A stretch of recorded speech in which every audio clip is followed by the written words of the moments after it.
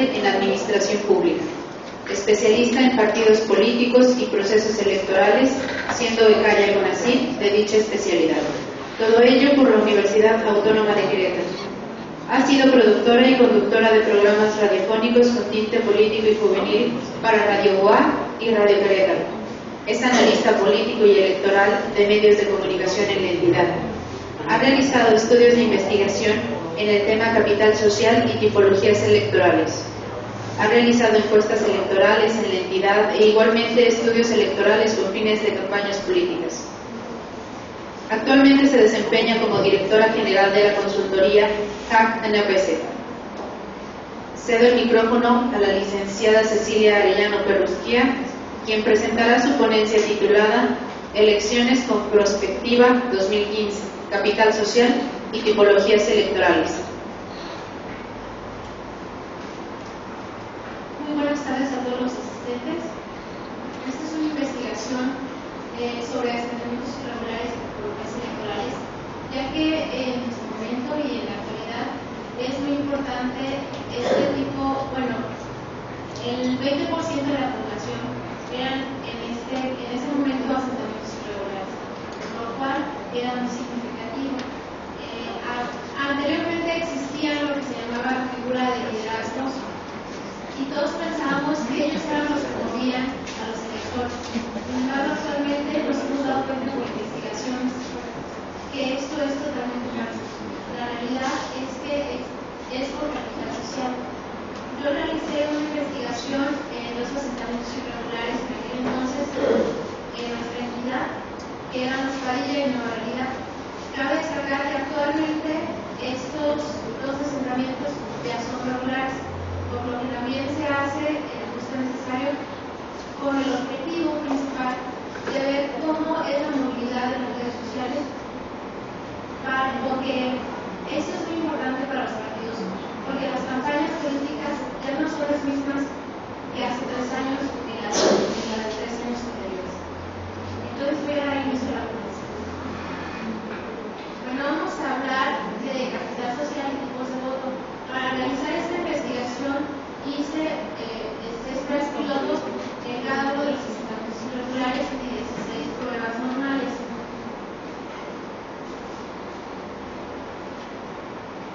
Vamos a ver primero cuántos asentamientos hay en el estado de Querétaro.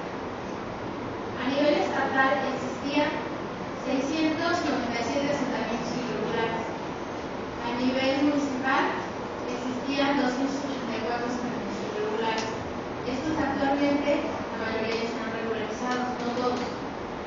Siguen existiendo porque la mayoría están en el 50% o 70% del proceso de regularización y esto ha ocasionado que voten de diferente en estos sectores. Ahí pueden ver cómo, por ejemplo, en Querétaro, la delegación que más tiene pues es la de Eugenio González. Vamos a ver un poco de los orígenes de estos asentamientos.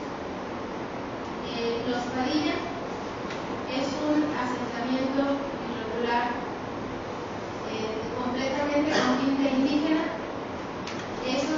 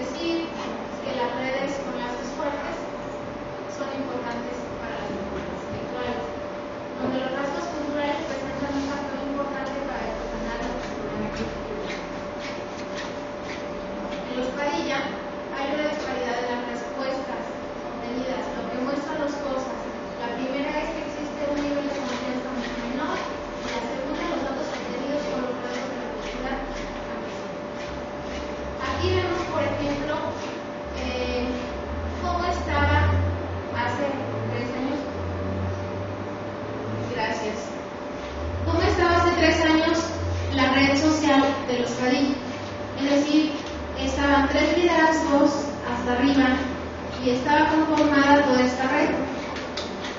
Yo sé que a muchos de ustedes les interesa el tema de campañas políticas y esto tiene que ver mucho, porque entonces la campaña permea hacia cómo está esta red.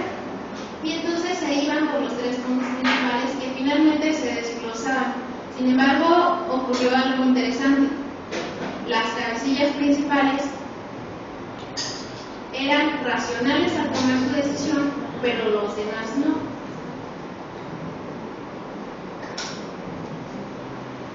En los Padilla existieron 2 redes. Esto porque son racionales. Estaba una del señor José Padilla y otra de la señora Rosalba, que en un inicio estaba por Acción Nacional, después se pasó al Partido Revolucionario, pero en la siguiente elección. Y bueno, vemos aquí cómo, a pesar de que son dos redes racionales, porque ellos analizan sus posturas y todos concuerdan, todos hablan y todos definen por qué candidato en ese sentido van a ir. En las otras no, en las otras les decían por cuál iban y había una estructura muy conglomerada. En estas no, en estas dos toman sus decisiones, ¿no?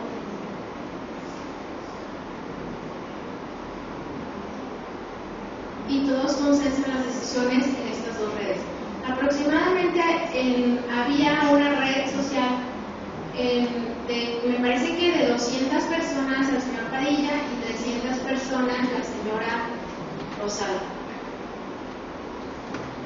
A 3 años después de la elección está como lo interesante porque está la movilidad electoral.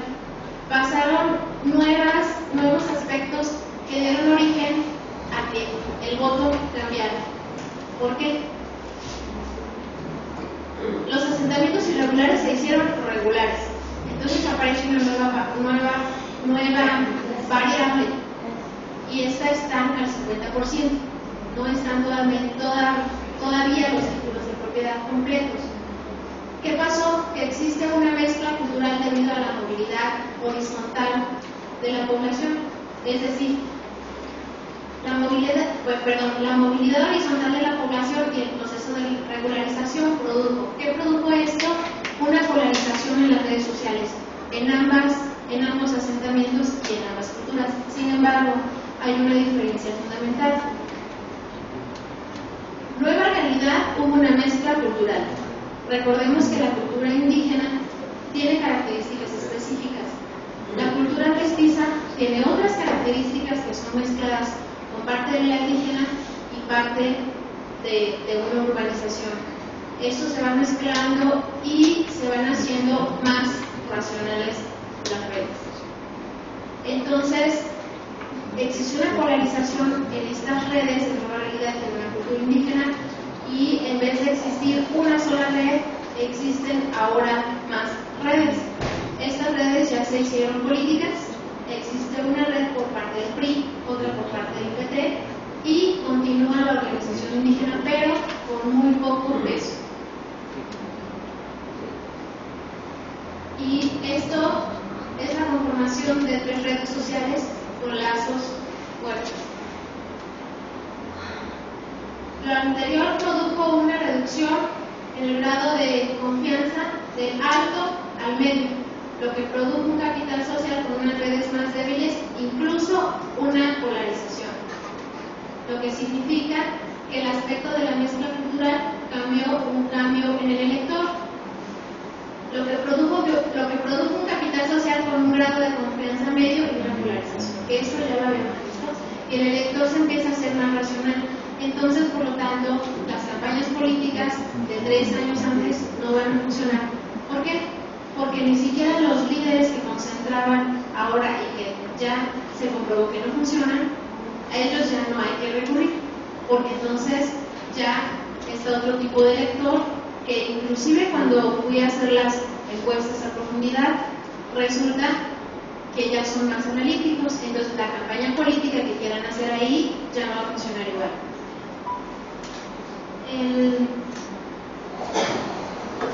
Lo que indica un cambio de estrategia son los candidatos. En los Padilla, que fue equidad, esto fue más racional.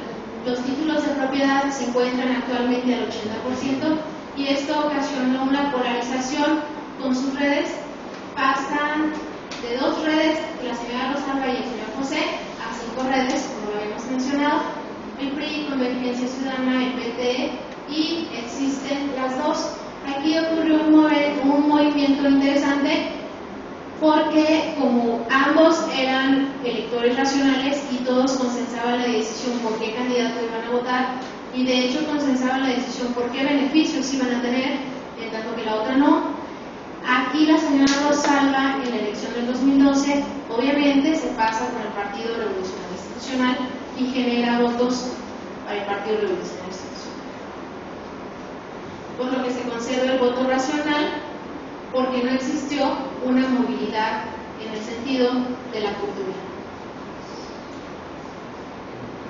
Y bueno, esto es lo que ya les había comentado, que origina que las campañas políticas no sean las mismas tras elección y elección. Vamos a ver un desglose estatal. Aquí tenemos por distritos electorales, listados nominales, cómo está conformada nuestra estructura electoral con los 15 distritos electorales estatales, y vemos el tipo de voto que se genera. En Querétaro se genera un tipo de voto más racional. Comentarles que actualmente existe un debate entre el voto racional, porque dices, bueno, ¿es racional hacia qué sentido? ¿Es racional hacia las posturas del candidato? ¿Soy racional a lo que me ofreces o soy racional a cuánto me pagas, ¿no? Por ejemplo, existe un debate en ese sentido, pero tenemos el dato certero de que es un voto más racional, y de hecho podemos ver cómo se está moviendo y está cambiando de partido a partido. Inclusive más adelante les muestro aspectos de votación. Bueno, ahí si quieren checar los datos, Corregidora también es más racional. Básicamente la zona urbana es más racional, tiene más roce con aspectos culturales de diferentes estados por el mismo proceso de urbanización que esto está ocasionando. Los municipios de la Sierra Gorda son más identitarios, pero pasa algo muy interesante, ¿no? Que son más identitarios, pero no son más identitarios hacia los partidos políticos, son más identitarios hacia los candidatos. Entonces por eso pasa de que es un candidato del PRI, se pasa al PAN, gana el PRI, se pasa al PAN, se pasa a la Convergencia y gana el candidato, que son identitarios, pero son identitarios, al menos en la Sierra, hacia los candidatos, y en la parte de Tolima que ya ha pasado eso, ¿no? con un candidato. Entonces, aquí les muestro la tabla. Si tienen alguna duda de la tabla, me pueden preguntar en este momento.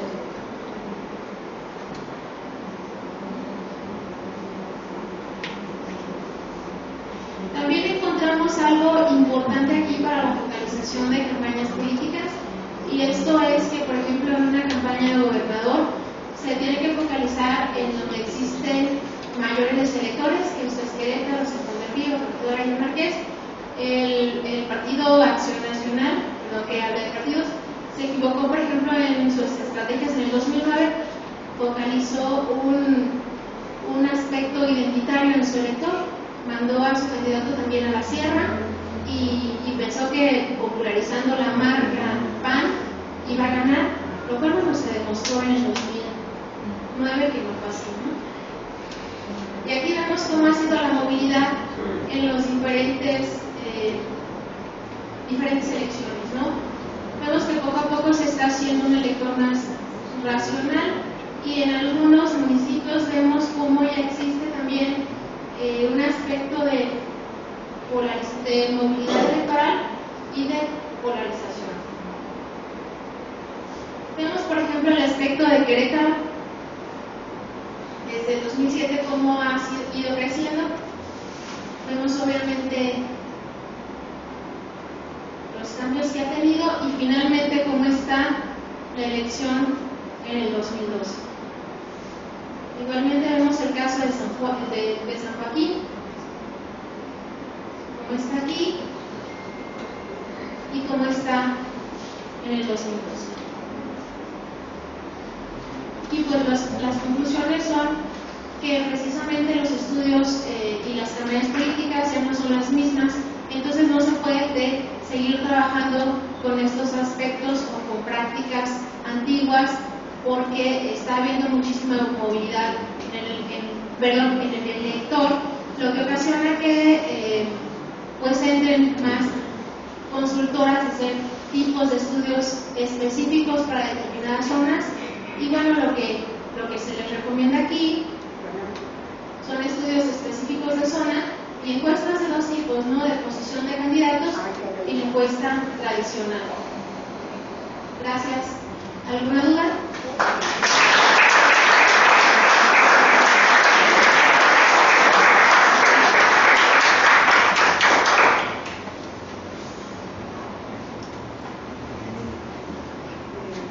Adelante, más preguntas, sí.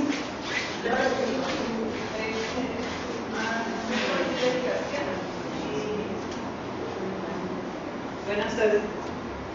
Me llamo Irene García y en la parte de lo que un elector es racional y irracional, a mí no me cuadro, yo difiero en esa parte, porque la psicología nos dice que nosotros no tomamos decisiones racionalmente. Yo también veo en la exposición que conforme va pasando, se va organizando, se va perdiendo la cohesión social, la parte de las redes sociales se va debilitando. Yo creo que es más porque se va debilitando la red social, el tejido social, como se le llama también, a que un líder ya no pueda ejercer suficiente influencia sobre los demás. Y en este momento, cuando entramos a cualquier colonia que ya tiene cierta urbanización, nos damos cuenta de que llega la gente a su casa y ya no le interesa lo que le pasa al otro. No creo que tenga que ver tanto con la parte de que tomemos decisiones racionalmente. Sí, Sí, entiendo tu pregunta, pero el aspecto no es de si toman decisiones algunos racionalmente o no. Te expliqué que existen unas culturas en las que sí lo hacen y otras culturas en las que no. Tienes mucha razón en el sentido de que dices, bueno, es que a la mayoría de la población no le interesa saber qué está pasando en la política. De hecho, eso arrojó también el estudio a profundidad. Pero ese tipo de red conformada en ese sentido es el tipo de red precisamente que aparte de que no le interesa y que tiene una desconfianza, queda por ejemplo en el 30% de abstencionismo electoral que existe, pero hay personas que sí deciden. Y el asunto aquí es quiénes deciden y quiénes no deciden, ¿no? Porque a lo mejor llegas a un lugar muy urbanizado y donde dices, bueno, voy a tomar mi decisión, por lo que tú quieras, ¿no? Están pasando spots radiofónicos y todo este tipo de situaciones. Pero estás analizando, estás diciendo, bueno, ¿quién me va a dar más? O quién me va a dar más presupuesto para el voto. Todo eso es analizar el voto, pero hay personas que no lo analizan, que por ejemplo únicamente van y dicen, voy con este candidato no porque sepa más, sino porque yo me identifico con esa persona y para mí no es importante que el candidato sepa. Entonces, es que hay un debate, por ejemplo, entre el racional, porque es hacia qué aspecto racional, o sea, hacia me pagas, o hacia me interesa una mejora, o hacia qué. Y hay un aspecto identitario, ¿no? Que dices, bueno, a mí no me interesa que el candidato tal esté preparado, pero yo sé que para mí es representante digno, es congruente y voy a votar por él aunque no esté preparado. Es ese tipo de situación. También un estudio que hizo el INE, todavía se conserva una gran parte del voto el voto duro, claro. El voto duro. Sin embargo, bueno, ahí dice también en ese mismo estudio que lo sacaron personas antes de la elección de presidente de la República, durante la elección y posterior a la elección, donde claramente ellos ven que quien nos influye a nosotros más es mi familiar. Puede tomar una decisión familiar, un amigo, pero no está, él puede estar viendo toda la parte política, pero quien más nos influye es quien está a nuestro lado. ¿Sí? Entonces, yo creo que sí tiene que ver más con que se está rompiendo nuestro tejido social que con que lo estemos racionando más. De hecho, lo que tú mencionas es interesante. Hay un autor que habla precisamente sobre eso y es sobre cambios culturales. El aspecto que tú mencionas, la debilitación de esto, se debe precisamente a las mezclas culturales y a los cambios culturales. Pero esa situación también se maneja en el aspecto de investigación, porque es redes sociales y capital social. Entonces, hay también el aspecto de cultura que maneja Francisco Fukuyama, y los nuevos autores están manejando precisamente estas mezclas culturales, que lo que tú mencionas es parte de una parte de lo que hace también que esto tenga mayor movilidad. Y el voto duro que mencionas, ese es el voto identitario. O sea, yo me siento identificada con el PRI, X con el PAN, Convergencia. Aunque he estado revisando los números de la universidad para acá, y los funcionales que no tienen grandes crecimientos, crecimientos acelerados de lo que es su padrón electoral, tienden a conservar el voto duro, y los que tienen un incremento acelerado de su padrón electoral, que quiere decir que se llegaron a las colonias, se formaron más asentamientos, etcétera, tienden a tener diferencias entre una elección y otra más marcadas. Efectivamente, porque lo que está pasando es que donde se está urbanizando está existiendo más mezclas culturales que vienen de diferentes lados. Entonces se mezclan ideologías y esto hace que las teorías políticas cambien. Pero, por ejemplo, en los lugares de la sierra, pues sigue perteneciendo el mismo elector. Y entonces son identitarios, pero hacia actores políticos, no hacia situaciones.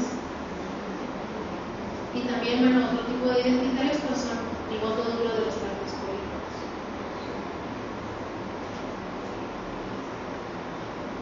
¿Alguien más?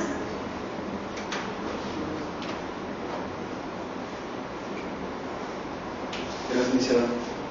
Preguntarte en esta investigación que realizaste, concretamente en las dos comunidades que nos comentas, si tienes el dato de qué tipo de actos de campaña celebraron los partidos políticos, en concreto en esas comunidades, si es que lo tienes el dato, tanto actos de campaña legales como pudieran ser también ilegales, ¿no? Pero a lo mejor una compra de votos, si lo tuviste en esa información. Y porque obviamente coincido en la hipótesis de que cada elección, cada campaña es distinta, en el sentido de que se pueden ver diversas variables. Si pudieras comentar si tuviste esa información. ¿Sí? Complicado darte esa información, pero sí la arrojó. Hicieron campaña de los dos tipos, ¿no? Yo creo que en un principio, en la primera elección antepasada, hicieron reuniones, por ejemplo, con los líderes y con su red, porque ya no es solamente los líderes, ¿no? Sino es la red que conforman, hacían reuniones con todos los candidatos. Y luego les pedían a los candidatos. En el de los asentamientos indígenas, que son Nueva Realidad, igual, invitaron a todos, pero en ese decidieron nada más las cabecillas de la red y ellos fueron racionalistas, los demás no.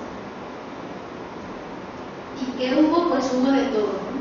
De todo en los dos lados. Y aceptaron de todo en los dos lados.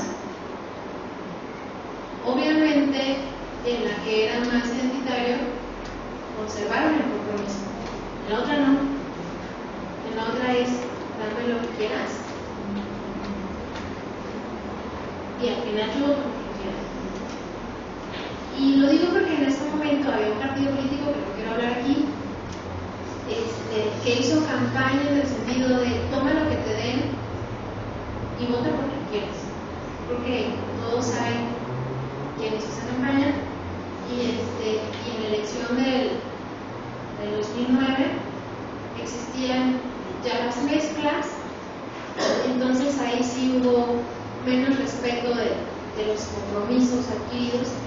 Aparte, ya había más polarización, porque lo que les podías otorgar como servicios, títulos de propiedad, pues ya se habían otorgado, ¿no?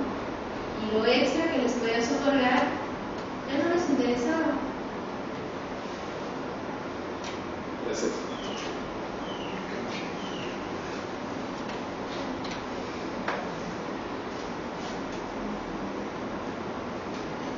Damos las gracias a la licenciada Cecilia Arellano Perusquía por su interesante colaboración, otorgándole un reconocimiento a nombre del Instituto Electoral de Querétaro por su participación como ponente en el Congreso rumbo al 2015.